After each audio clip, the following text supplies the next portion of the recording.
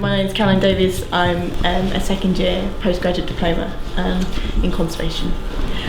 This project is one of my final year practical pieces. It's a tabernacle from Elton Palace, and it's approximately 18th century. English Heritage have given it to the department to do some analysis on and to start the conservation process. My background's in archaeology, which I studied at York, and I decided I wanted to branch out in terms of my practical skill base. I realised that the college gave me a chance to explore lots of different materials and techniques, and would give me a grounding in a range of sort of standard conservation. In terms of linking me up professionally to museums, people in the heritage industry, sort of large national bodies, we've got contacts in a variety of places. My name's Hugi Hitchelmaz and I'm a third year conservator. I'm in my final year now and I'm working on a 1740s Japan corner cabinet.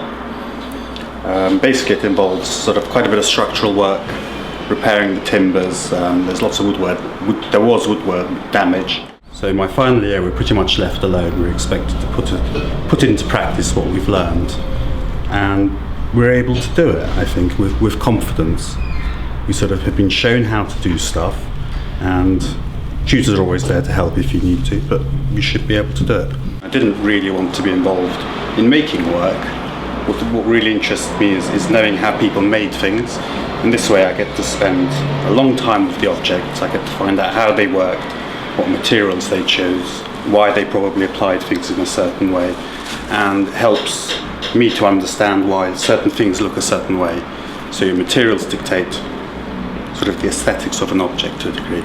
The first thing that City&Guilds has taught me is to absolutely stop, don't do anything, just look. The more you look at something, the more you will see, and then the more you will come to some conclusions about what you might actually do with this object. It's a little Chinese temple dog. Well, at least it's carved in the Chinese style. I don't know whether I just don't know anything about it yet. After I've done some photographs and had some more time looking at him, I will go to the library and start some research into him.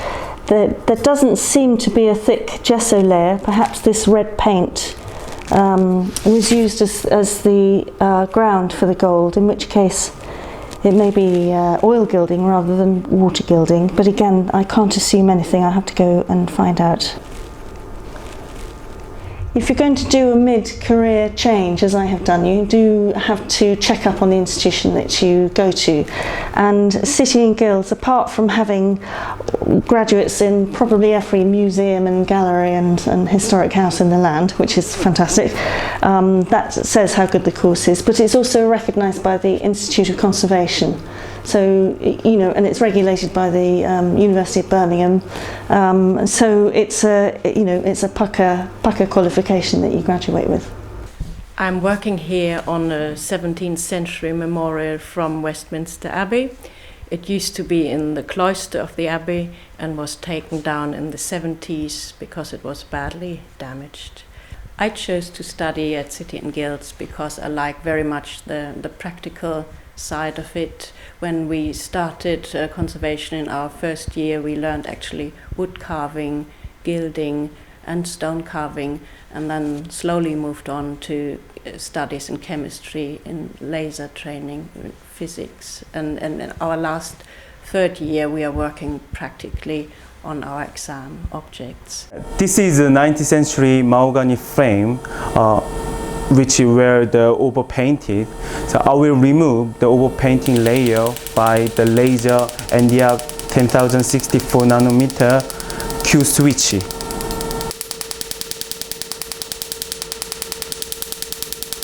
I'm working on this, it's a royal coat of arms from the Royal College of Physicians, 17th century. At the moment I've just taken it apart and I'm going to be putting it back together. There's some recarving to do, surface cleaning and various other things. I'm also working on a Buddha head. It's a stucco piece. I've just taken it to UCL and had it 3D scanned because it's an accurate 0.3 microns. There is an option using Royal College of Art. They have a forming machine that I can cast. If I design a suitable mount, they'll be able to cast it in acrylic to exact specification. This is a silicone solution which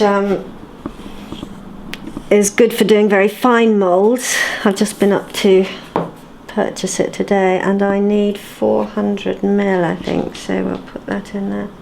My name's Jenny Whiting and I'm in the third year BA Honours Conservation course, and this is one of my third year products. And this is a bit of a funny frame. It's partly oil gilded and water gilded, which makes it, you have to be very careful about how you clean it.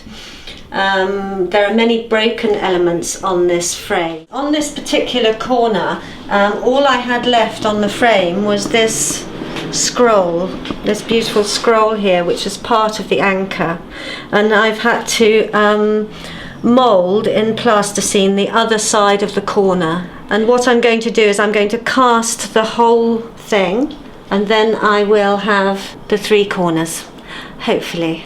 But that's just the beginning.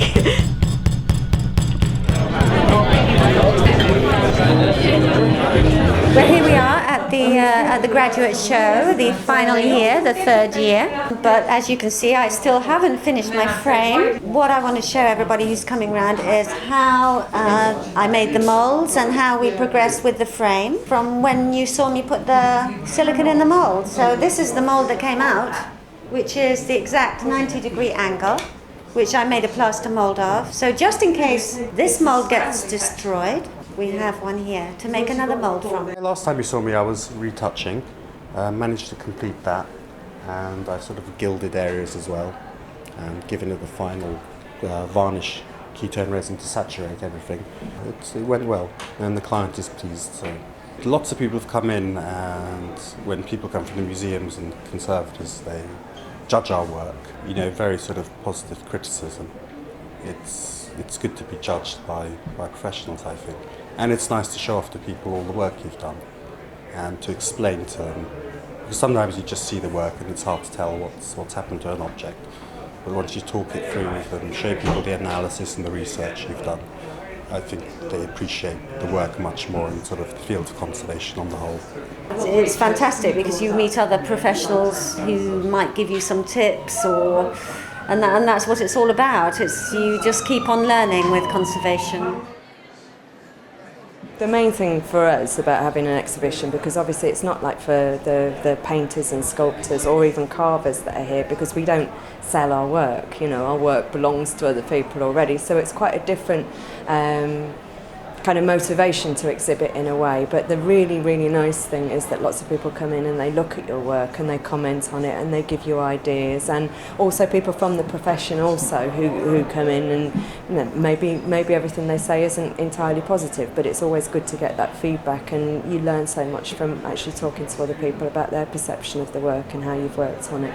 If you want to go and work as a conservator in a museum, nowadays you are expected also to know a little bit about curation, a little bit about how exhibitions are put together, and I think it's very, very useful to have actually had to do that. What's next for me? I've applied for several jobs and they will be hopefully forthcoming, and we'll see how we go from there, but I have the skills to offer now, so. I'm off to Venice to work at Venice in Peril. It's an internship, and I'll be working with an architectural conservator there for 2 months in the autumn. It'll be architectural, decorative surfaces, I think. So I'm looking forward to that immensely. It's a beautiful place.